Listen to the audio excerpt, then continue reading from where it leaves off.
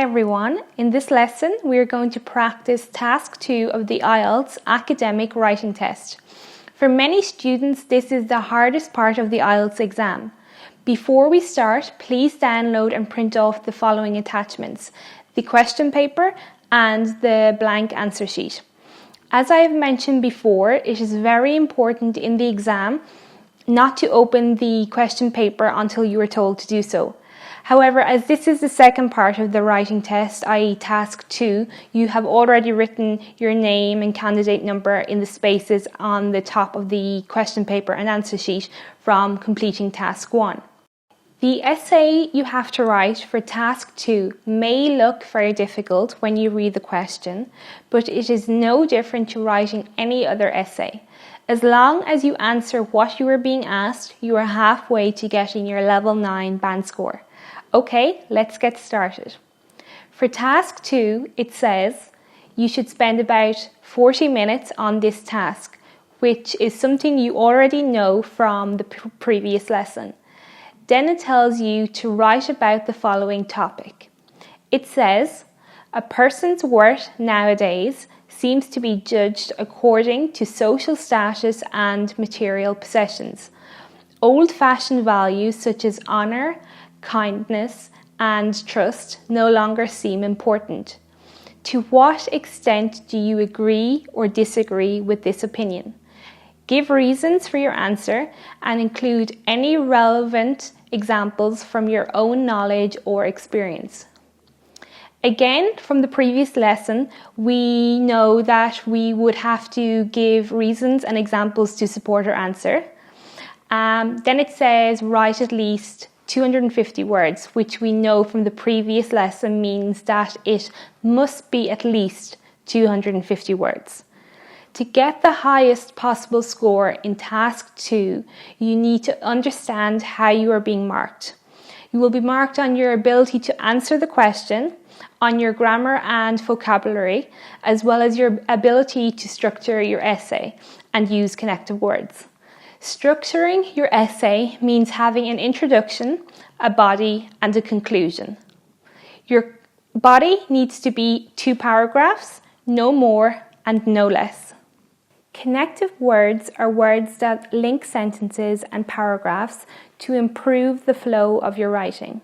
Here are some examples of connective words: to begin with, however, and for instance.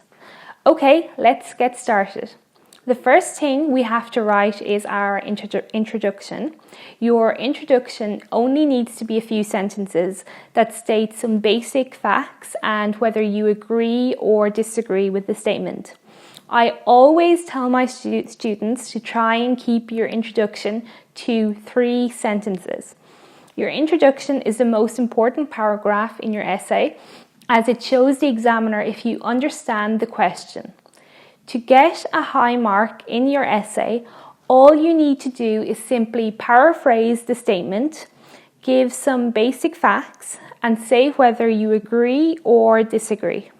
So our introduction will be something like, given the power and influence of the super rich, it might seem as if social status and material possessions are the new symbols of personal wealth. But in everyday life, I do not think this is true. This is a perfect introduction and is the model answer provided by IELTS for this question.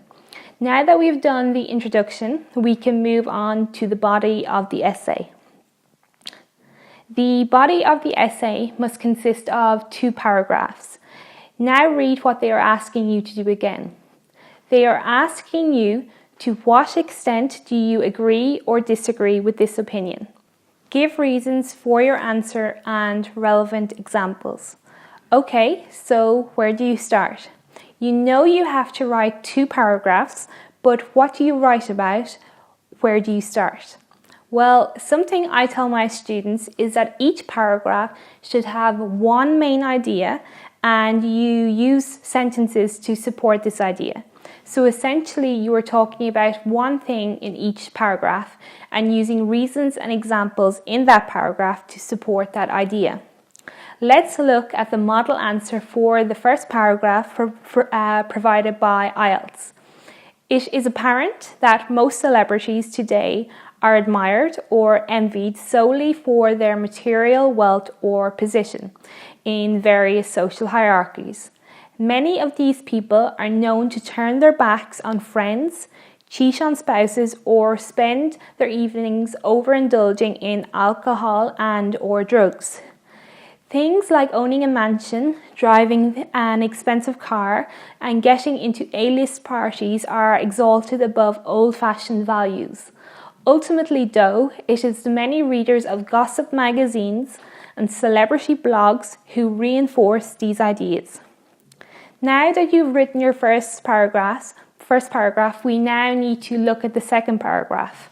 A perfect answer for this next paragraph, as provided by IELTS, would be: nevertheless, I do believe that in their day-to-day lives, most people still believe in values such as honour, kindness, and trust.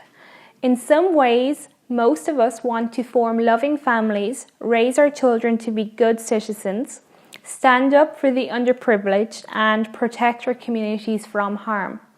We still form friendships, romances, and business partnerships based on old-fashioned criteria.